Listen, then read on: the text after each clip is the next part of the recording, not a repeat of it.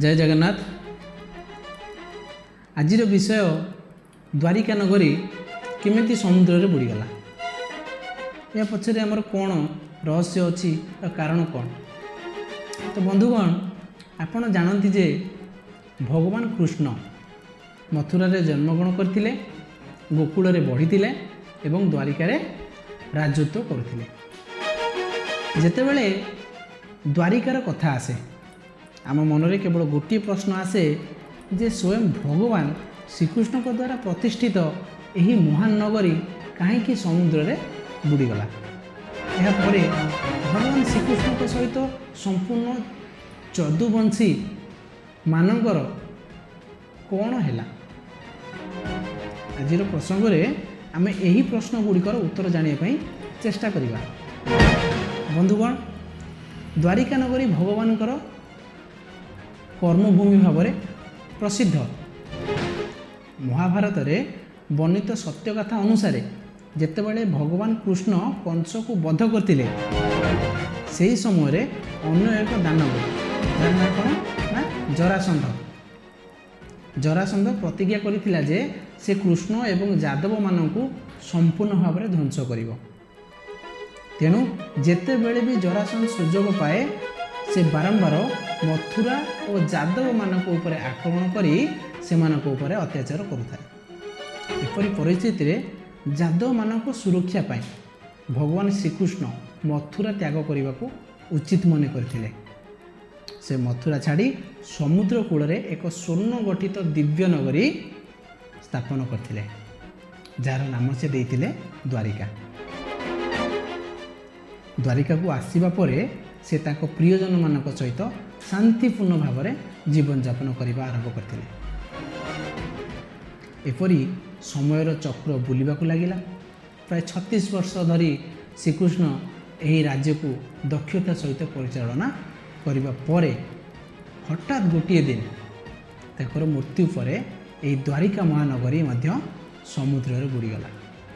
बंधुगण पौराणिक मतरे यही घटना सहित दुईटी घटनाक्रम जड़ित थिबार सूचना मिले। प्रथमटी होछि कौन ना माता गांधारी को श्रीकृष्ण को देइथिबा अभिशाप।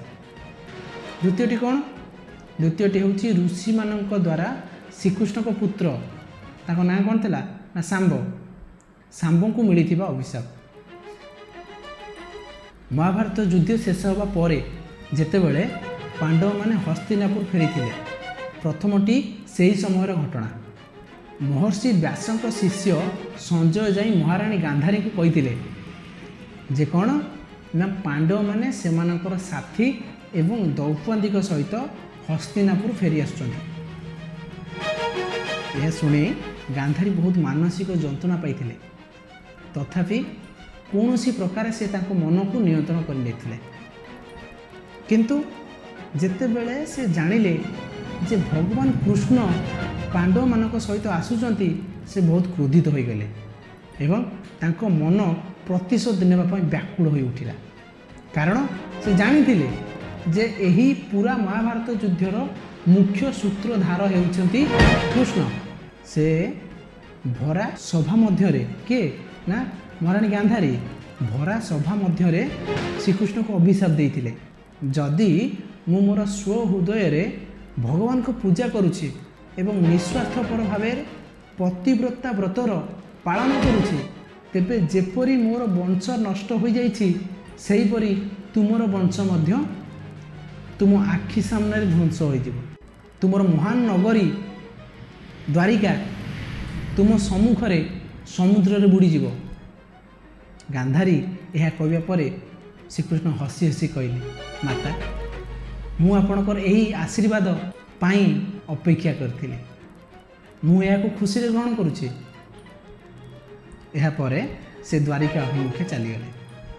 ठीक सही परी द्वितीय घटनाटी कौन थिला ना जो समय रे थरे महर्षि विश्वामित्र देवर्षि नारद और अन्य ऋषि माने द्वारिका भ्रमण करने को आसीथिले सही समय रे कृष्ण को पुत्र सांब तांको साथी मानक सहित सेठारे उपस्थित थिले। सेमाने बालपण रे ऋषि मानकु परिहास करिवार योजना करथिले। योजना क्रमे सांब जड़े गर्भवती स्त्री रूप धारण करी से ऋषि मानक आग को जाई पचारिले जे मोर गर्भरु कौन जन्म हेब। यह सुनिबा परे जेतेबेले ऋषि माने जानी पारिले जे एही युवक सेमानकु परिहास करुछि सेतेबेले विश्वामित्र एही अपमान सह्य करि पारिले नाही। से क्रोधित होई तांको अभिशाप देले जे हे कृष्ण को पुत्र तुमर गर्भरु गोटे लुहार कुश जन्म हेब जी कि तुम परी निष्ठुर अहंकारी मूर्ख लोक मानकु और तुमर समग्र वंश को नष्ट करिदेब। एही कुशर प्रभाव भगवान कृष्ण एवं बलराम व्यतीत समस्तଙ୍କ उपरे पड़िबो। जेतेबेले श्रीकृष्ण यह जानी पारिले से मने मने कहिले एही अभिशाप निश्चय सत्यतारे परिणत हेब। अभिशापर फलस्वरूप सांबक गर्भरु सतकु सत गोटे लुहार कुश जन्म होइथिला। किंतु जेतेबेले राजा उग्रसेन यह जानिबाकु पाइले से सही लुहार कुश को चुपचाप समुद्र रे फिंगिदेले। से पूरा नगरी रे घोषणा कले जे आज ठारू कौनसी व्यक्ति एही नगरी रे मद्यपान करिवे नाही। जी मद्य प्रस्तुत करिवो ताकू मृत्युदंड दिया जिवो। यह शुणी द्वारिकार बासिंदा माने मद्यपान न करिवा पई प्रतिज्ञा कले। समयक्रमे द्वारिकार प्रतिदिन अशुभ घटना घटिबाकू लागिला। केतेबेले प्रबल झड़ होउथिला तो केतेबेले प्रबल बात्या पुणी केतेबेले अन्य कौनसी अघटन। हठात सेठारे मूषा को संख्या एते बढ़ीगला जे मनीष अपेक्षा मूषा अधिक देखागले। से माने सोईथिबा मनीषक केश एवं नख काटिबाकू लागिले। सारस पेचा भली और छेली शृगाल भली रड़ी करिबाकू लागिले। समग्र द्वारिका नगरी रे अजब अजब घटना घटिबाकू लागिला। गाई गर्भरु गध, कुकुर गर्भरु बिलेई एवं नेउल गर्भरु मूषार जन्म हेबाकू लागिला। जदुवंशी माने तामसिक क्रिया रे लिप्त हेबाकू लागिले। तापर जेतेबेले भगवान श्रीकृष्ण नगर रे एही अशुभ लक्षण देखिले से भाविले जे कौरव माता गांधारीक अभिशाप सत्य हेबार समय आसीगला। तापरे एपरी घटना एवं आसंता 13 दिन परे अमावास्यर संजोग देखि भगवान श्रीकृष्ण कालर सूचना विषय चिंता करने लगिले। से देखिले जे महाभारत युद्ध समय रे जेपरी परिस्थिति सृष्टि होइतिला एही समय रे द्वारिका मध्य समान परिस्थिति सृष्टि होउछि। एणु माता गांधारी को अभिशाप पूर्ण करिबा लक्ष्य रे से समस्त जदुवंशी मानकु तीर्थ यात्रा करने को निर्देश देले। भगवान को आदेश क्रमे समस्त जदुवंशी परिवार समुद्र कूल रे प्रभास तीर्थ रे आसी रहिबाकू लागिले। प्रभास तीर्थ रे रहउथिबा समय रे गोटे दिन अंधक वंश और वैष्णव वंश परस्पर मध्य रे वार्तालाप करुथिबा समय रे सातकी क्रोधित होई कृतवर्मा को परिहास एवं असम्मान कले। प्रत्युत्तर रे कृतवर्मा भी एपरि किछि कथा कहिले जहा जोगु सातकी क्रोध पंचम रे पहुँचला एवं से कृतवर्मा को हत्या कले। यहा परे अंधक वंशी माने सातकी को चारि पाखरु घेरी जाई आक्रमण कले। यह देखि श्रीकृष्ण को पुओ प्रद्युम्न ताकू साहाय्य करने को दौड़िले। सातकी एवं प्रद्युम्न एकाकी एई मोर्चा परिचालना करुथिले किंतु बहु संख्यक अंधक वंशी थिबारु तांकू पराजयर सम्मुखीन हेबाकू पड़िला एवं शेष रे सेमानकर मृत्यु होइगला। भगवान श्रीकृष्ण तांको पुत्र मानक मृत्यु रे बहुत दुखित होइगले। ताकरी सामने रे अन्य पुत्र माने मध्य मृत्युवरण करिले। यह देखि प्रभु क्रोधित होई मुठाई घास उपाड़ी धरिले। से घास देखु देखु कृष्ण को हाथ में लुहार कुशरे परिणत हो गला। बंधुगण, पूर्वर ऋषि मान द्वारा दि जाइथिबा अभिशाप जोगु एपरि घटिथिला। श्रीकृष्ण निजर भयंकर रूप देखाइले एवं से समस्त अंधक वंशी को बध कले। एहीपरि से लुहार कुशरे समस्त जदुवंशी शेष निजे निज भितर मरामरी होई मरीगले। केवल बलराम, श्रीकृष्ण एवं तांकर सारथी दारुक रहीगले। श्रीकृष्ण दारुक को कहिले, शीघ्र हस्तिनापुर जाई अर्जुन को संपूर्ण घटना विस्तार भाव में कह एवं तांकु एठाकू नहीं आस। यापर भगवान श्रीकृष्ण बलराम को सही स्थान रही कही निज प्रसाद को फेरी जाई निज पिता वासुदेव को समस्त घटना विषय जणाइले। यह शुणी से बहुत दुखित हेले। भगवान श्रीकृष्ण तांको पिता को कहिले, पिताश्री, जे पर्यंत अर्जुन आसी नांती से पर्यंत एठाकार महिला मानकु सुरक्षा देवार दायित्व आपण को ऊपर रहिला। भ्राता बलराम सेपटे जंगल में मो अपेक्षा करिसथि, मु आसुछि।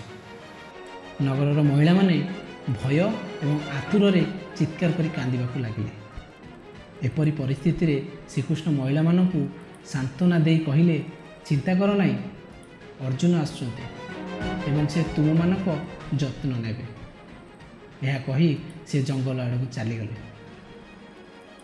जंगल में पहुँचवा पर से देखिले जे भगवान बलराम ध्यान रे बसी।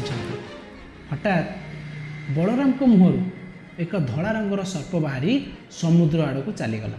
बंधुगण, से साधारण सर्प नथिला, कारण तार 1000 मुंड थिला एवं केवल एतिकी नुहे, शेष नाग निजे समुद्र रे देखादेले एवं तांको स्वागत कले।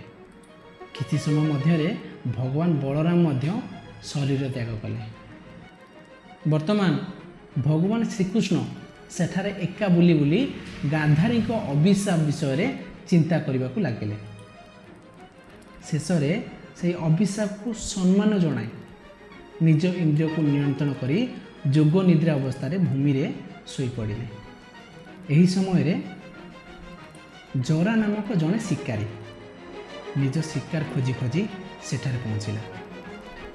बहु दूर श्रीकृष्ण को देखी से भाविला सेठारे एक हरिण अच्छी एवं से ता उपरे तीर मारला। किंतु जेतेबेले से पाखक गला सत्य कौन जानी निजको विश्वास कर पारला नहीं, कारण तार तीर हरिण नुहे स्वयं भगवान श्रीकृष्ण को लगी। यह देखी से बहुत अनुतप्त करी मुंड पिटी कांदिबाकू लागिला। भगवान शिकारी को आश्वासन देले एवं परम धाम को चलीगले, जोठारे देवता और मुनि ऋषि माने महा आडंबर प्रभु को स्वागत कले। सेपटे दारुक हस्तिनापुर जाई पांडव मानकु समग्र घटना विषय जणाइले।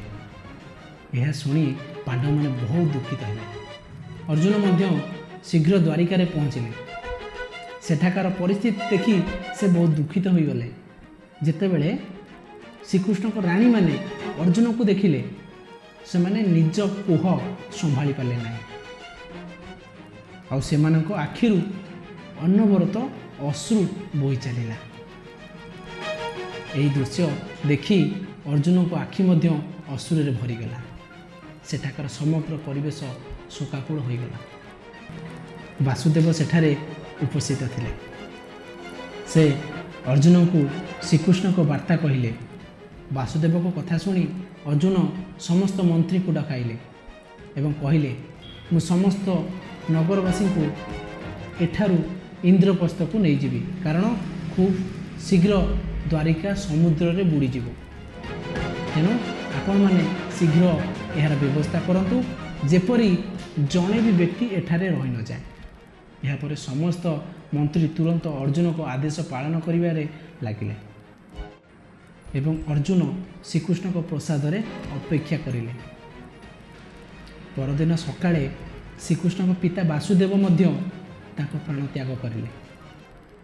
एहा परे अर्जुन तांकर शेष कृत्य रीतिनीति अनुसार करथिले। वासुदेवଙ୍କ पत्नी देवकी, भद्रा, रोहिणी एवं मदिरा मध्य ସେହି ଚିତାରେ ବସି ଶକ୍ତି ହୋଇଯାଇଥିଲେ। ଏହାପରେ अर्जुन प्रभास तीर्थରେ मृत्युवरण କରିଥିବା ସମସ୍ତ ଯଦୁବଂଶୀମାନଙ୍କର ଶେଷକୃତ୍ୟ ସମ୍ପନ୍ନ କଲେ। ସପ୍ତମ ଦିନରେ अर्जुन ଶ୍ରୀକୃଷ୍ଣଙ୍କ ପରିବାର ଏବଂ ନଗରର ସମସ୍ତ ବାସିନ୍ଦାଙ୍କ ସହିତ ଇନ୍ଦ୍ରପ୍ରସ୍ଥ ଅଭିମୁଖେ ବାହାରିଗଲେ।